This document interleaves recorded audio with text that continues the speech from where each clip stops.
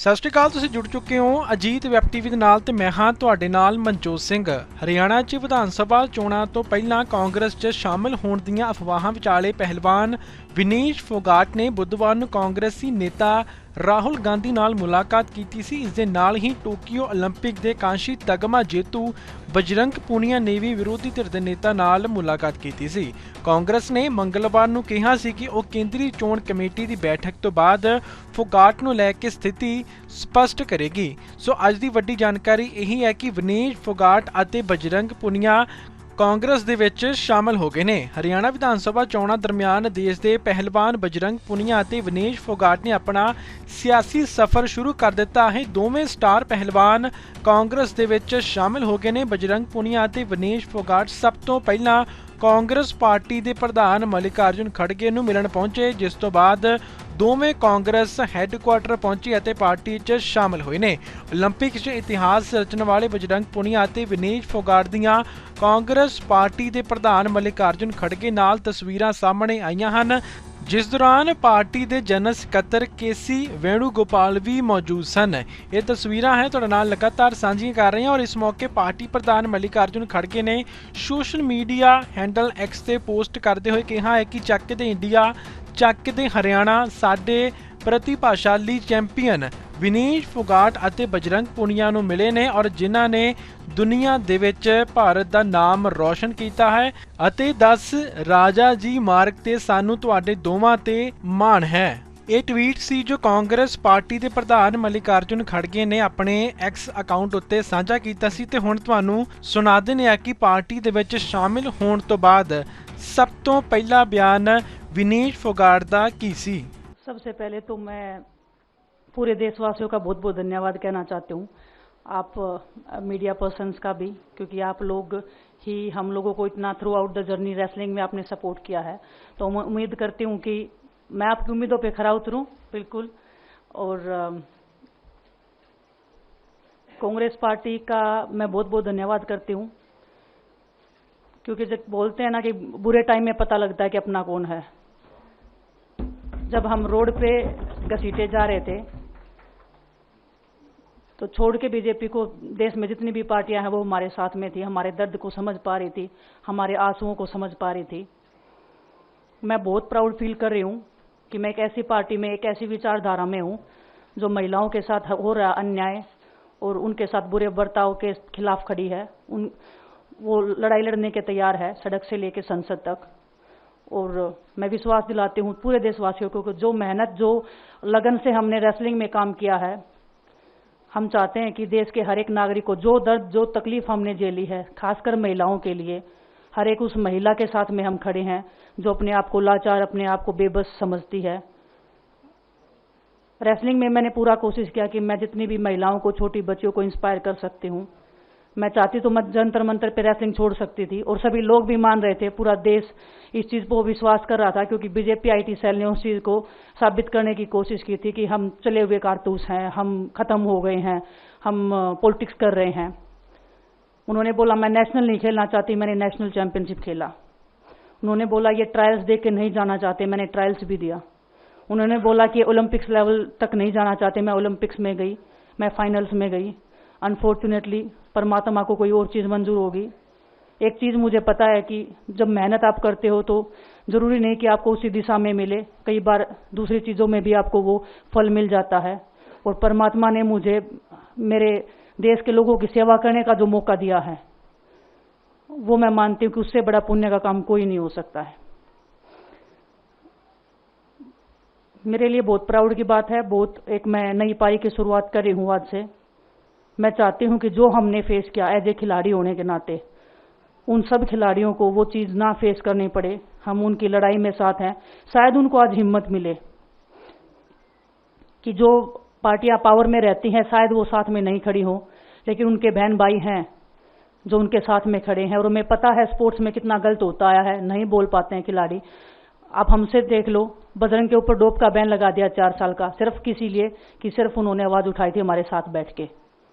तो उसका भुगतान हम कर रहे हैं, आज तक कर रहे हैं, लेकिन हम डरेंगे नहीं, पीछे नहीं हटेंगे। जो लड़ाई थी वो जारी है, खत्म नहीं हुई है। कोर्ट में हमारा केस चल रहा है।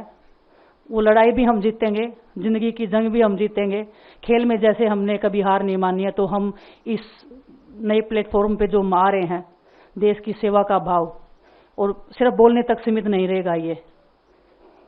हम दिल से हमने खेल किया है और दिल से हम ये काम करेंगे, जी जान से मेहनत करेंगे, अपने लोगों के बीच में रहेंगे। जो भी हम अपने लोगों का भला कर सकते हैं, चाहे कितना ही % हमारे हाथ में होगा, वो हम करने की कोशिश करेंगे। ਜਿਵੇਂ ਕਿ ਤੁਸੀਂ ਸੁਣਿਆ, ਵਿਨੀਸ਼ ਫੋਗਾਟ ਦਾ ਪਾਰਟੀ ਦੇ ਵਿੱਚ ਸ਼ਾਮਲ ਹੋਣ ਤੋਂ ਬਾਅਦ ਪਹਿਲਾ ਬਿਆਨ ਨਿਕਲ ਕੇ ਸਾਹਮਣੇ ਆਇਆ। ਵਿਨੀਸ਼ ਫੋਗਾਟ ਨੇ ਕਿਹਾ ਹੈ ਕਿ ਲੜਾਈ ਚੱਲ ਰਹੀ ਹੈ, ਅਜੇ ਖਤਮ ਨਹੀਂ ਹੋਈ ਹੈ, ਮਾਮਲਾ ਅਜੇ ਅਦਾਲਤ ਦੇ ਵਿੱਚ ਹੈ, ਅਸੀਂ ਉਹ ਲੜਾਈ ਵੀ ਜਿੱਤਾਂਗੇ। ਅੱਜ ਸਾਨੂੰ ਜੋ ਨਵਾਂ ਪਲੇਟਫਾਰਮ ਮਿਲ ਰਿਹਾ ਹੈ, ਅਸੀਂ ਦੇਸ਼ ਦੀ ਸੇਵਾ ਦੇ ਲਈ ਕੰਮ ਕਰਾਂਗੇ। ਜਿਸ ਤਰ੍ਹਾਂ ਅਸੀਂ ਆਪਣੀ ਖੇਡ ਨੂੰ ਦਿਲ ਨਾਲ ਖੇਡਿਆ ਹੈ, ਅਸੀਂ ਆਪਣੇ ਲੋਕਾਂ ਦੇ ਲਈ ਕੰਮ ਕਰਨ ਦੇ ਲਈ ਵੀ ਆਪਣੀ ਪੂਰੀ ਵਾਹ ਲਾ ਦਿਆਂਗੇ। ਵਿਨੇਸ਼ ਫੋਗਾਟ ਨੇ ਇਹ ਵੀ ਗੱਲ ਆਖੀ ਹੈ ਕਿ ਮੈਂ ਆਪਣੀਆਂ ਭੈਣਾਂ ਨੂੰ ਦੱਸਣਾ ਚਾਹੁੰਦੀ ਹਾਂ ਕਿ ਜੇਕਰ ਤੁਹਾਡੇ ਲਈ ਕੋਈ ਹੋਰ ਨਹੀਂ ਹੈ, ਮੈਂ ਅਤੇ ਮੇਰੀ ਪਾਰਟੀ ਕਾਂਗਰਸ ਤੁਹਾਡੇ ਲਈ ਹਮੇਸ਼ਾ ਖੜੀ ਹੈ। ਔਰ ਇਸ ਦੌਰਾਨ ਬਜਰੰਗ ਪੁਨੀਆ ਦਾ ਵੀ ਪਹਿਲਾ ਬਿਆਨ ਨਿਕਲ ਕੇ ਸਾਹਮਣੇ ਆਇਆ। ਆਓ ਤੁਹਾਨੂੰ ਹੁਣ ਉਹ ਵੀ ਸੁਣਾ ਦਿੰਦੇ ਹਾਂ।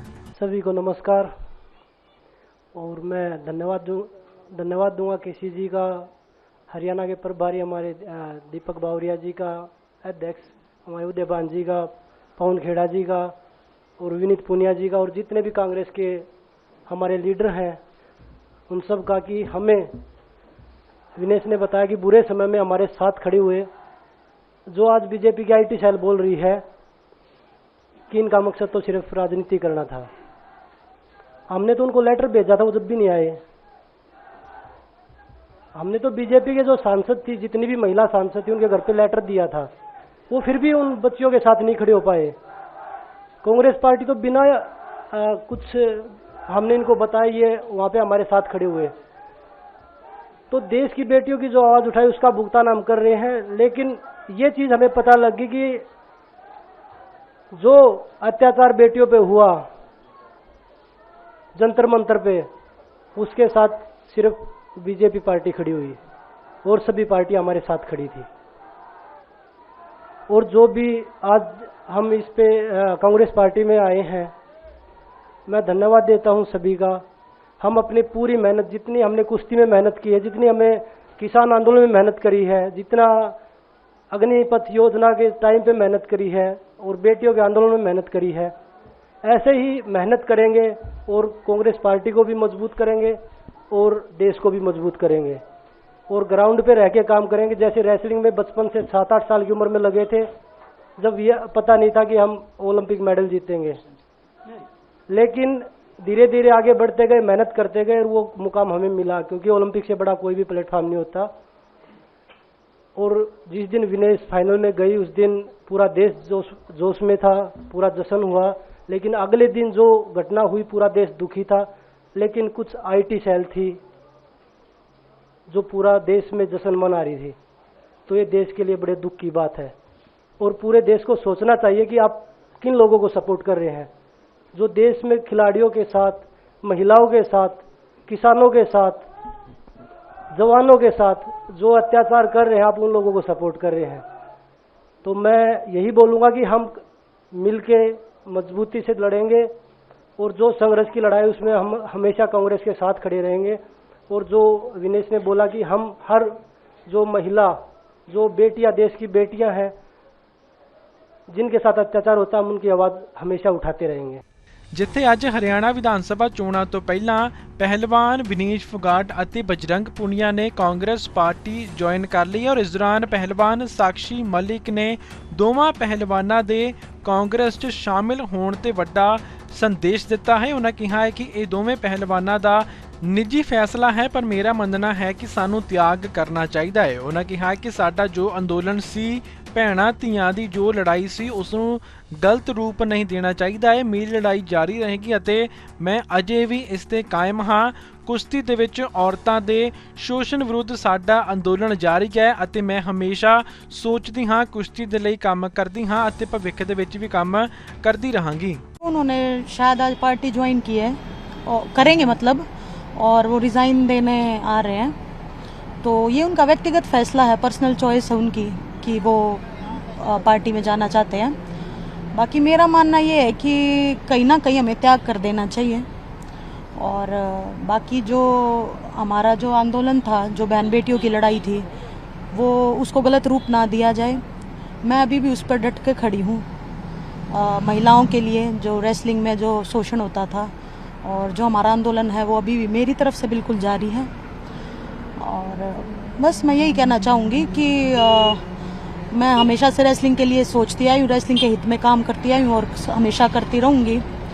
मेरे पास भी ऑफर आए बड़े, लेकिन मुझे यूँ था कि मैं जिस चीज़ से जुड़ी हूँ, जो मैंने एक अच्छी शुरुआत की है, मैं उसको पूरा लास्ट तक लेकर जाऊँ।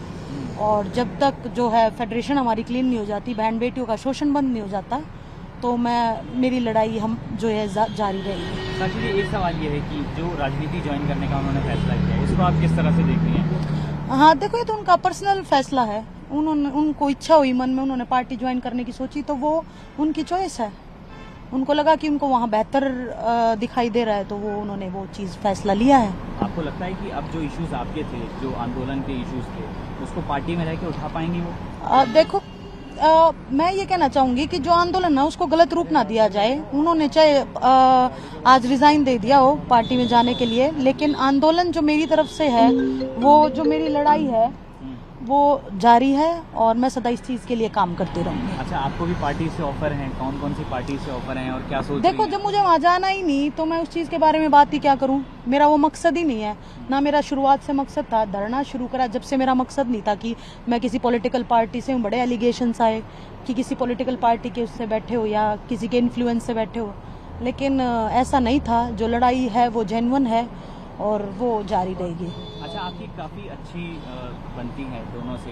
हाँ, हाँ। जब पेरिस से वापस लौट रहे थे आप भी वहाँ से, तो अब प्रचार में क्या आपका साथ रहेगा? उनके साथ आप जाएंगी प्रचार करने के लिए? देखो, मैं तो नॉन पॉलिटिकल हूँ। मैं तो अपना रेलवे में जॉब करती हूँ और जैसा बताया कि ना मैं किसी व्यक्तिगत पार्टी से जुड़ी हूँ, ना मैं किसी पार्टी का मेरा से कोई मेरी सिर्फ लड़ाई एक ही आदमी से थी, वो ब्रजभूषण है, कि उसने बहन बेटियों का शोषण किया था। तो लड़ाई मेरी उसी तक है। मेरी किसी पार्टी से कोई व्यक्तिगत रूप से ना कोई जुड़ाव है, ना कोई द्वेष है। व्यक्तिगत नहीं जाएंगी वोट मांगने के लिए? देखो, मैं पॉलिटिकल हुई नहीं, मैं किसी स्पेशल पार्टी के साथ हुई नहीं।